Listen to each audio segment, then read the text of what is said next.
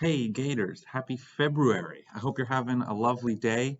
I am Mr. Pruitt. If you didn't know, I am a fifth grade teacher here at Alston Ridge. And today, to celebrate Black History Month, I am going to be reading a special story for y'all called Planting the Trees of Kenya, the story of Wangari Maathai, and is written by Claire A. Nivola. I hope you enjoy.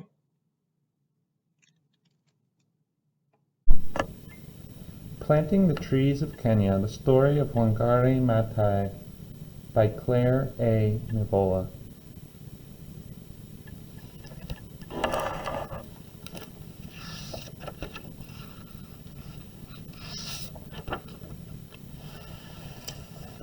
As Wangari Maathai tells it, when she was growing up on a farm in the hills of central Kenya, the earth was clothed in its dress of green.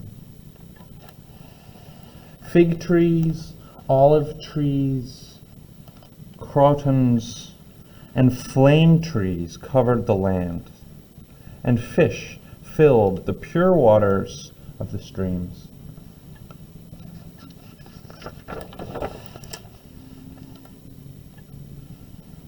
The fig tree was sacred then, and Wangari knew not to disturb it, not even to carry its fallen branches home for firewood. In the stream near her homestead, where she went to collect water for her mother, she played with glistening frogs' eggs, trying to gather them like beads into necklaces, though they slipped through her fingers back into the clear water. Her heart was filled with the beauty of her native Kenya when she left to attend a college run by Benedictine nuns in America, far, far from her home. There, she studied biology, the science of living things. It was an inspiring time for Wangari. The students in America in those years dreamed of making the world better. The nuns, too, taught Wangari to think not just of herself, but of the world beyond herself. How eagerly she returned to Kenya, how full of hope, and all of that she had learned.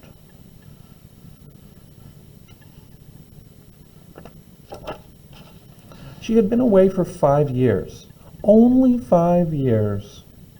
But they might have been 20. So changed was the landscape of Kenya.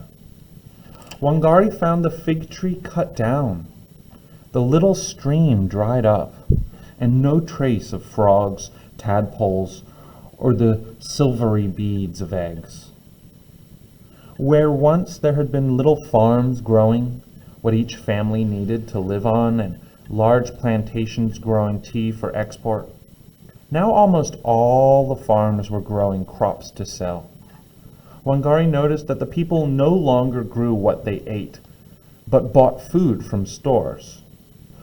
The store food was expensive, and the little they could afford was not as good for them as what they had grown themselves, so that children, even grown-ups, were weaker and often sickly. She saw that where once there had been richly wooded hills with grazing cows and goats, now the land was almost treeless, the woods gone. So many trees had been cut down to clear the way for more farms that women and children had to walk farther and farther in search of firewood to heat a pot or warm the house. Sometimes they walked for hours before they found a tree or bush to cut down.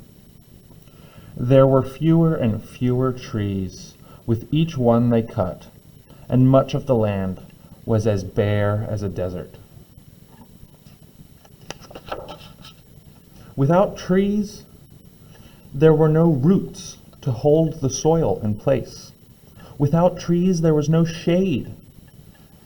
The rich topsoil dried to dust, and the devil wind blew it away. Rain washed the loose earth into the once clear streams and rivers, dirtying them with silt. "We have no clean drinking water," one of the women of the countryside complained. "No firewood to cook with. Our goats and cows have nothing to graze on, so they make little milk. Our children are hungry, and we are poorer than before." Wangari saw that the people who had once honored fig trees and now cut them down had forgotten to care for the land that fed them. Now the land, weak and suffering, could no longer take care of the people, and their lives became harder than ever. The women blamed others. They blamed the government. But Wangari was not one to complain. She wanted to do something. "Think of what we ourselves are doing," she urged the women. "We are cutting down the trees of Kenya. When we see that we are part of the problem," she said, "we can become part of the solution." She had a simple and big idea. It wasn't easy. "Why not plant trees?" she asked the women.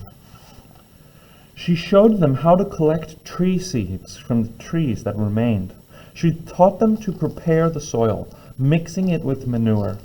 She showed them how to wet that soil, press a hole in it with a stick, and carefully insert a seed. Most of all, she taught them to tend the growing seedlings as if they were babies, watering them twice a day to make sure they were strong. It wasn't easy. Water was always hard to come by. Often the women had to dig a deep hole by hand and climb into it to haul heavy bucketfuls of water up over their heads and back out of the hole. An early nursery in Wangari's backyard failed. Almost all of the seedlings died, but Wangari was not one to give up, and she showed the others how not to give up.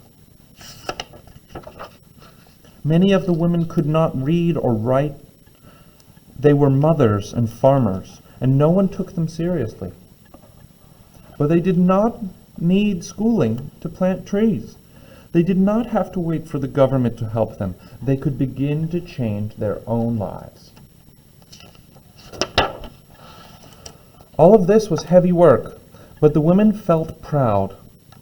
Slowly, all around them, they could begin to see the fruit of their work, of their hands. The woods were growing up again. Now, when they cut down a tree, they planted two in its place.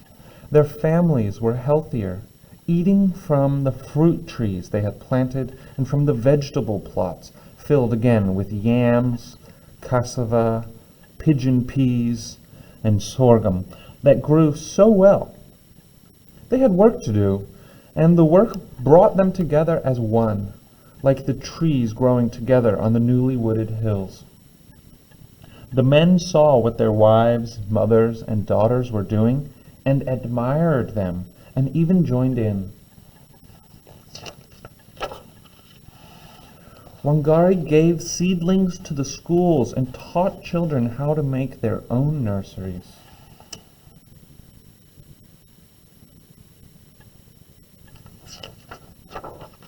She gave seedlings to inmates of prisons and even to soldiers.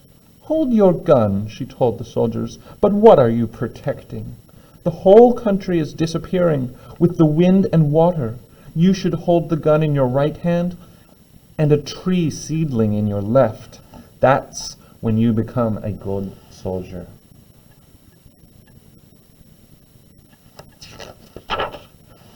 And so in the 30 years since Wangari began her movement, tree by tree, person by person, 30 million trees have been planted in Kenya, and the planting has not stopped.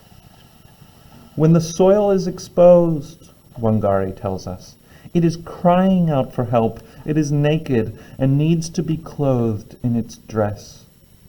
That is the nature of the land. It needs color. It needs its cloth of green.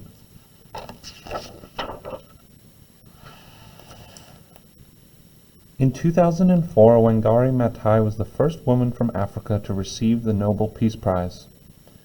It was awarded for her for the connection she made between the health of her country's natural environment and the well-being of her country's people. In Kenya, where a vast majority of the people depend directly on the land for survival, the connection is glaringly evident. Wangari Maathai was born in 1940, when Kenya was still a British colony. The daughter of a peasant farmer, she grew up in the Central Highlands, the fertile hill country settled by Europeans after the British built a railroad through the region at the end of the 19th century. The foreign settlers took the best lands and established large plantations, using native Kenyans as laborers. Local families farmed the remaining small plots, living off what they grew. This was the Kenya Wangari knew before she left for America to study biology at Mount St. Scholastica College, now called Benedictine College, in Atchison, in Kansas.